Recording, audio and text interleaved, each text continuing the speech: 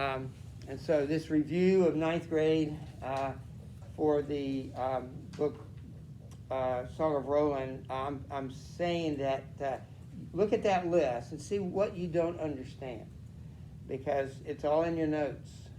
You got anything? Got any notes?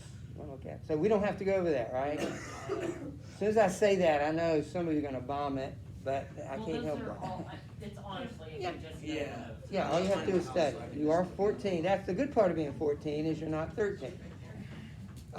You're not 18, but you're not 13. I mean, you've learned some things over the years about how to study, and you know what this is like. So make sure you go over that. Let's go to the characters. Honestly, if you pay attention in most classes like this one, you don't really have to study in the sense that you're learning something for the first time. Oh yeah, I know this, I know that. That should be your response. For instance, I know who Roland is. I kind of know what his strengths are, his weaknesses are. Just remember Roland and the main ideas about Roland. Look at that list: Roland, Charlemagne, and take Charlemagne and go back up to the second point under PowerPoint. Remember, there's some things about Charlemagne's age. That's a big part of it. Definitely going to have a question or two about that. The differences about what's factual in this book. How old is Charlemagne in reality, in fact? 38 years old. 38, and in the book he's 200. That's right. And so there are things about Charlemagne that that are already set in motion. And all these people, they don't change. They're always the same. They're not great characters in terms of what we think of literature. They're not really very human at all. They're stereotypes. But that's the kind of book you're dealing with. And so just know that they are important characters. Yes, sir. I was wondering when I was doing my review, the only part of this that I didn't understand was, what are the reasons for the war in Spain? Are we still talking about that first part? Yes, I'm sorry. Yeah. Because I know that they, like the Christians were like, oh, y'all are like pagans, kind of, like outsiders. We're going to attack you, partly for that, right? Or Yeah. Well, in reality, there are two sets here. One is the reality, the facts, and one is the fiction. The facts are that Charlemagne was invited to Spain by a group of Saracens to fight another group of Saracens. In the book, Charlemagne is in Spain trying to exterminate all the Muslims, essentially. He's trying to kill them. He's trying to take over the whole country. That's not at all what happened in reality. But that's the reasons are to fight Islam like a crusade, to get rid of Islam. That's not what happened in reality. So, and is he also just trying to convert some if he can? Yeah, at the point of a sword. He's not what we were talking about. He wasn't trying to persuade. He's not trying to encourage. He put a sword to your throat and say, believe or you're dead. And of course the Muslims did the same thing, but that's not a good picture. Yes, Leah. I forgot about how old he was, so how old was he here? In reality, he's 38 years old. But in the book, he's 200. All right. I would not think that this would make Christianity look kind of bad. Yeah, later on, when violence wasn't really that great. Well, even to this day, Muslim extremists still blame us for the Crusades. Crusades took almost 1,000 years ago, and they're still blaming European Christians for the Crusades. So the answer was no, they didn't think about that. They didn't think, well, is this really the best way to convert people? Of course it's not, but I mean, it's easy for us to say that. I don't know if you grew up at that period. Surely good people knew better, but it doesn't make anybody look good. Did anyone ever call writers out that spread from him other than Jesus? They probably tried. I mean, yeah, They probably just yeah, because I Well, there's not protest wasn't a big deal in the Middle Ages. You didn't really protest something. You got burned at the stake if you did or something like that. And people weren't educated. people weren't, it takes some level of education to know right and wrong, you know, and so the answer is, yeah, I don't think no, the answer is people didn't apparently do that. Or maybe they recognized it for what it is. This is fiction, you know, it still influences people, but it's not real. I don't know. Of course, Oliver, make sure you understand his characteristics in one word. In 2 words, what would be Oliver's characteristics? Wise and prideful. Good. I like particularly the first one, wise, and they're all prideful, and yes. He's also Roland's best friend. He's his buddy. He's his sidekick. He's also one-dimensional, as everybody else is. Archbishop Turpin. Yeah. He's the warrior priest. Yes. And he's the next to last French soldier to die at Roncevaux. Remember, he and Roland were the last 2, and Turpin died, and then Roland died. Walter Hum. Yeah. He exposed Ganelon as a traitor. That would be Naaman.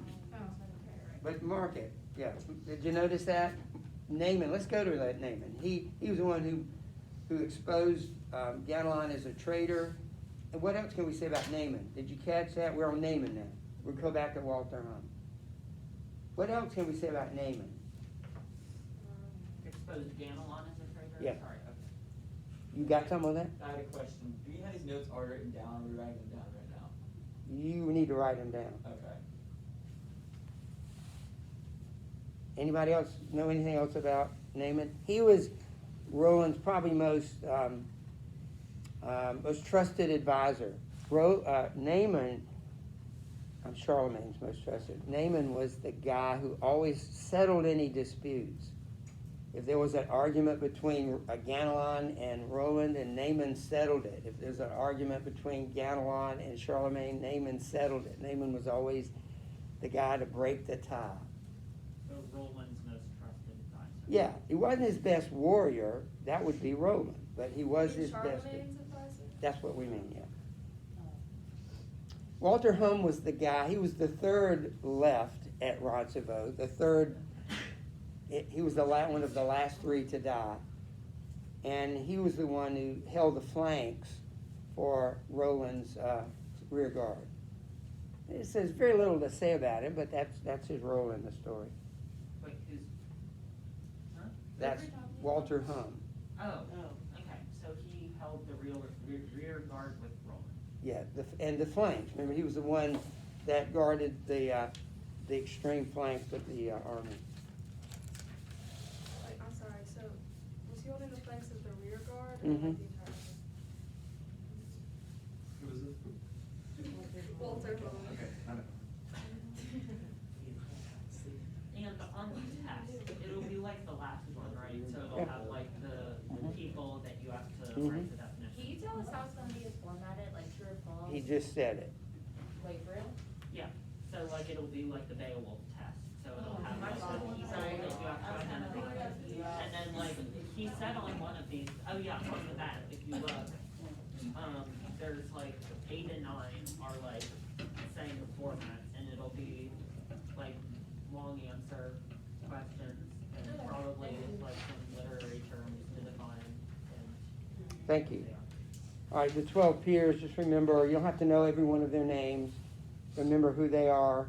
Wait, sorry, I know who Ganelon is, but who's Pinnabel? We marked those off, remember. Pinnabel and Thierry are not going to be on our test. Who's, We're on the 12 peers. Just remember what they were. And peers included people like Oliver and Roland and Walter Hum. But there were others. There were 9 others. And we don't have to know Odd and Right. Basil Well, and Mason. Yeah, So basically like. you do need to know those. You just don't need to know all the 12 peers. None of those are the peers. So we just like, if we ask like who the 12 peers, we would just say like good king, best soldier. Yeah. All right. Who is Like the Knights of the Round Table. Oud? A-U-D-E. Roland's wife and Oliver's sister. Yeah, Roland's girlfriend. Roland is going to marry her. Get that? Try to pay attention while we do this, so we don't have to repeat it. All right, let's go to Basil and Bessan. Oh, are those the horses? No, there's messengers sent to. I'm not gonna ask any Oh, names. right, yes, by King Charlemagne. You remember them? Why are you spelling Tell us who they are. They were the two men that were sent to offer peace to Marsilian, and they were killed in the process. All right, did you hear that? Ladies, did y'all hear that? Probably not. Tell them again. The two men that were sent to offer peace to Marsilian, and they Right. were killed in the process. They were killed by Marsilian. They were ambassadors. They were under a white flag and they were killed, and that's why Roland doesn't trust Marsilian, and Charlemagne shouldn't either for the same reason. All right, those are the Franks. And then, you know, the Saracens. We haven't met Balagant, but you still need to know who he is. He's the leader, the Lord of Islam. And right after Charlemagne gets his revenge against Marsilian, Balagant shows up, and they have another battle. It's very much like the first battle, except a lot shorter. And it's, you know, we're not going to be able to read that, but you do need to know who Balagant is. That's his title, Emir. He is, I would compare him to the Pope in Christian language. He's the Pope of the Muslims, and there is no such thing. There is no Pope of the Muslims. Wait, so he's like a battle pope? He's everything. He's just the Lord of all Islam. He fights, he does whatever a Pope does. That's what the Emir is. But in reality, there are dozens of Emirs is a title that multiple people can hold. There isn't one leader like in the Catholic Church, the Pope. You know who Marsilian is? And make sure you remember Saragossa. That was his town. And his wife is Bramamanda. When Saragossa was Marsilian's town? Mm-hmm. You don't have your sheets or anything? No, they're in my house. Good. And wasn't that like the last one standing in Spain that like Charles had to take? Saragossa was the last city. Wait, Bramamanda is his wife. Yes. Who's blanking? All right. Let me just keep going through here so we won't be on all different pages. All right. Marsilian, Blancandrin. Blancandrin, remember, is the guy that gave Marsilian the plan, came up with the plan to get rid of Charlemagne and his army, and that's a plan you need to remember. What, right, they attacked from the sides.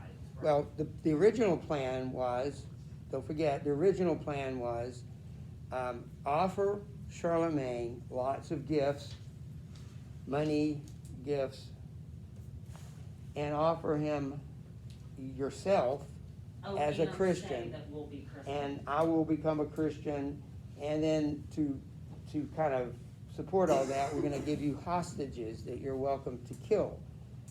And I will do all this if you leave. If you leave and go back to France. That was the plan. And then the plan evolved into more than that because of Ganelon's hatred of Roland. He wanted to kill Roland. And so it evolved beyond just essentially bribing Charlemagne to leave. They were going to bribe Charlemagne to leave. And why did Charlemagne want to leave? Why did he give in to that plan? He agreed to it. Why? Didn't want to stay there. What, Reagan? That was a big part of it. He wanted Marsilian to become a Christian, and he was tired of fighting. And it was faded. Yes. Is that enough? Yes. But he was tired of fighting. How long had they been in Spain? They'd been there 7 years.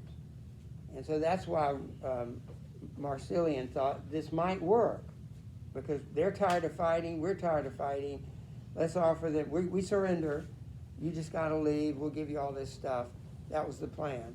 And Blancandrin came up with that plan, so he's an important character. Yeah. Did we ever learn King Marsilian's kid's name? Or Yes, but I'm not going to ask you about that. I remember the Paynims are another word for the Saracens. So Saracens and Paynims refer to the same group of people. Those are the Spanish. I'll never use the word Spanish, I don't think. but you can throw that in there too. The Spanish, the Paynims, and the Saracens are all the same people in this book. They're the Muslims.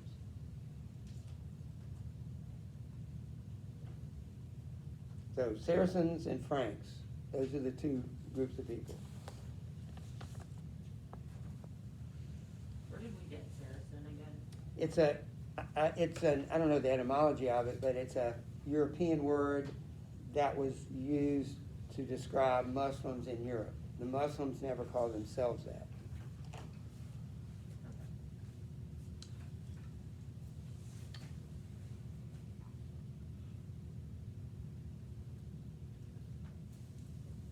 All right, places. There are just a handful of places. Remember, the book takes place really in one place, but some other places are mentioned. Roncevaux is what? What is Roncevaux? What happened at Roncevaux? Oh, come on. So that's the main. Yeah. That's where the battle happened, where they basically attacked the rear guard, Yeah. and then Roland was fighting, and that's where they like basically the French rear guard are all like terminated. Yes, that actually happens. And it's that event that spawned this whole myth about Song of Roland. There was a real battle. It took place at Roncevaux, and the French were wiped out, at least the rear guard was. And it's that event that started this whole business about the Song of Roland. Aix, Well, that's. yes. Charlemagne's hometown. Charlemagne in France. That's his capital city, if you'll call it. AIX. Don't you have this? It's on the list. All right. Saragossa, we already did that one. Mm-hmm. The Pyrenees, what are the Pyrenees? What Mountains is separating Saragossa? France and Spain. What? The mountains separating France. The and Pyrenees Spain. separate France and Spain.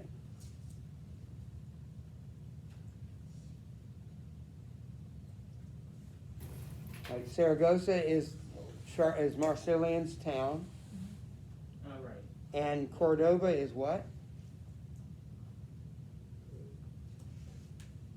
Actually don't know. The city Charleston. The city Charleston. That's Cordova. Yeah, Cordoba is the city where Charlemagne is at the very beginning of the book. That's where the first scene takes place.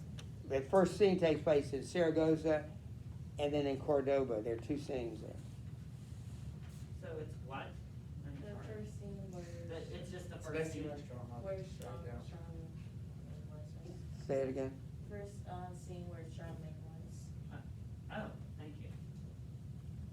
The Sizer Gate is literally the beginning of the mountain pass between, through the Pyrenees Mountains. It's the Sizer Gate is the beginning of that. It's where that began. We're going to mark out the Ebro River, so you can mark that out. Okay, so, sorry, the Sizer Gate is the entrance to the Pass, mountain. many times. mountain pass. Ebro, we're marking that out. And Babylon, in this book, is where Balagan is from.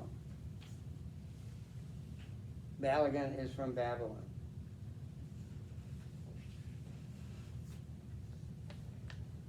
Okay, objects and symbols.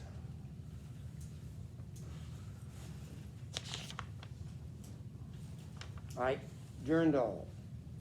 The sword that was brought down from heaven, Roland had it. That's right. I forgot if he was able to destroy it or not. I What? forgot if Roland was able to destroy it or He not. was not able to destroy it. He tried to destroy it, but he hid it. Montjoy, Like spear. Candy. what? Candy. Actually, never mind. That's all story. What is Mont- Guys, I actually think that's a candy too. The war, There's like two the war things. cry of the French. Montjoy.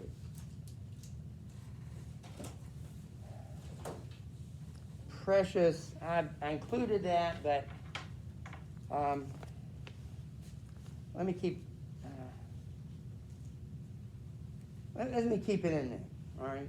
Precious was the sword of Balagan.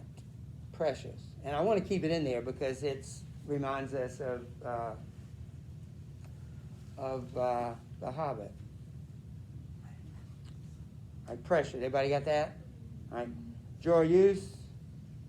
Oh, wait, Remember, these are objects or symbols. Oh. That was Charlemagne's sword. Oh, It's really? Joyeuse. Oh, weren't they using like French ceremony or something? Like, or coronations? I don't know, I looked it up and that's what it told me. Right. Heart of Clare is Oliver's sword. About the ceremony that happens at like 6, it was Vespers. All right, Heart of Clare. Okay. All right, Oliphant, Oh, the trumpet. the trumpet kind of rhymes with elephant because it's probably made of ivory. That's the trumpet, which, what's the trumpet have to do with this story? Why is the trumpet important? Roland blows it. Go ahead. Because Roland blows it, and he decides not to when he's first attacked it, and that leads to his death. All right, so he didn't blow it, then he blew it. And when he blew the trumpet, it was to Yeah. And oddly enough, it probably caused him his own death, which is sort of fitting. A glove, another word for a glove is a gauntlet. What is that symbolic of? The Remember, kingship, right? The right hand. well, the right hand of It's anybody. like the assistant. Right. Oh. The And, symbol of power. and it's right, authority or power. Elsa, like, you know, the little Yes. flag? Yes, oh my that's gosh. Sorry. The best. She takes off her Oh, Alright. yeah, that was freezing. Try to- majesty. Try to stay on the subject here. We don't have a lot of time. Glove and gauntlet, and everybody can have one of those. But in this case, it particularly makes you think of Charlemagne's glove. He has the ultimate power, so if he gave his glove to somebody, that gave them a certain amount of authority to act on his behalf. But when Roland dies, he gives his hand, or gives his glove to God, however that worked. And then the wand is really a what? Scepter. Not a spear, but a scepter. You know, this long handle thing that, again, so the king had both his own glove and the scepter that represented his power. Yeah. What is Tonic? Heart of Clare is Oliver's sword. All right, let's look at the significance of the right hand. It's kind of confusing because it's not confusing, but it's used a lot in the book where it's like, kind of, Roland is Charlemagne's right-hand man, but also it's like the glove is worn on the right hand. All right, so let's go back to the glove. It's related to the glove in that the right hand is that represents your power. Is And- it like term and definition kind of? What? Is it like term and definition kind of, like the gauntlet and spear and the right hand? They all kind of mean the same thing? Yeah. That's true. Okay. But let's go back to the right hand. There's several ways the right hand shows itself in the book. First of all, as somebody just said, Roland is Charlemagne's right hand, right arm, right hand. And so when they tried to kill Roland, it was like killing the most important person in Charlemagne's army, cutting off his right hand. Secondly, when Roland cuts off the right hand of Marsilian, that represented his ultimate death, because it did lead to his death and his loss in the battle. So you got Roland representing the right hand of Charlemagne, then Roland cuts off the right hand of Marsilian. And when the important people die, like Roland, he gives his right hand, his glove, which represents his right hand, to God. And these are real symbols. It's why we shake hands with the right hand. And that's where Jesus is right now, the right hand of God. So this is a universal symbol of authority and power. It's not just in this book. It's not just in the West. It's universal.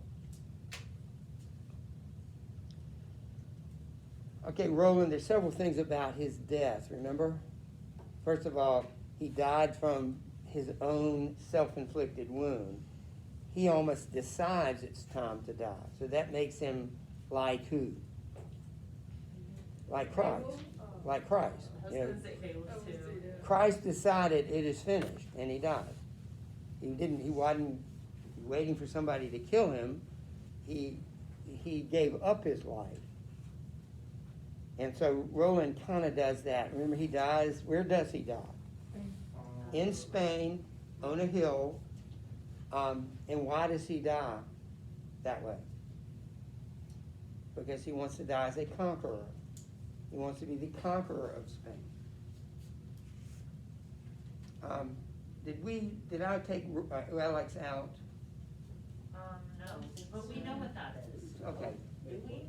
Yeah, relics, like things that, Just old things. I was like, I know, old but I was things that thinking about, people Things that do we put want. value on, like, is there like specific stuff? in Oh, the no. book, or- Well, in the book, that's the part we didn't really read, but I think we did read the part about the handle of Durandal has relics in it, yeah. and they would be holy objects. And I'm still gonna ask you to write a journal about objects, like things that matter to you. It may be more than objects, but like if you had to get out of your house in 5 minutes because of a fire, this would be the one thing or two things that you would take with you.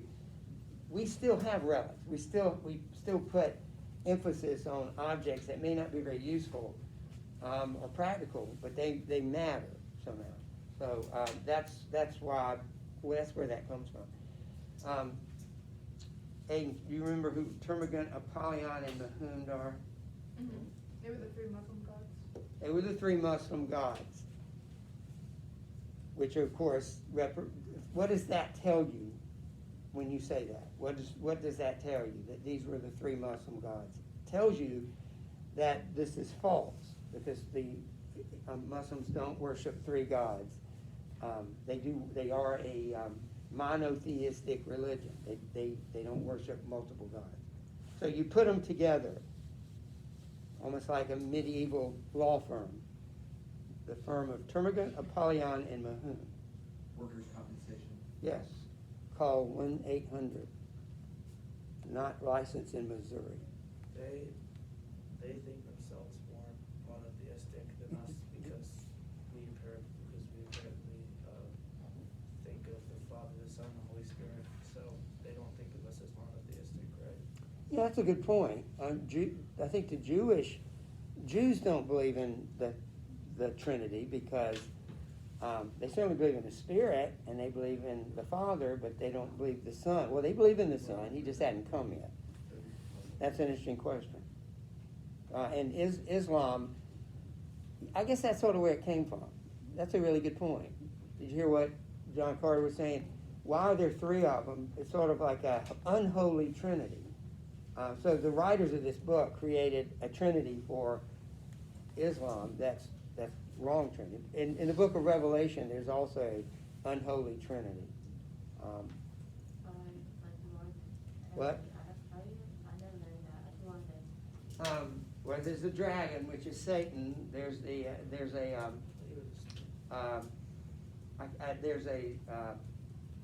earthly counselor, earthly, and then there's somebody else. There are three, and I'll show it to you. I can't remember. All right, I'll show you. I can't remember exactly. The dragon represents one of them. And finally, under objects and symbols, the two pairs of dreams of Charlemagne. All right, there are actually four pair. I'm sorry, there actually are just two pair, but we're only going to do one pair if we didn't read the other pair. So there are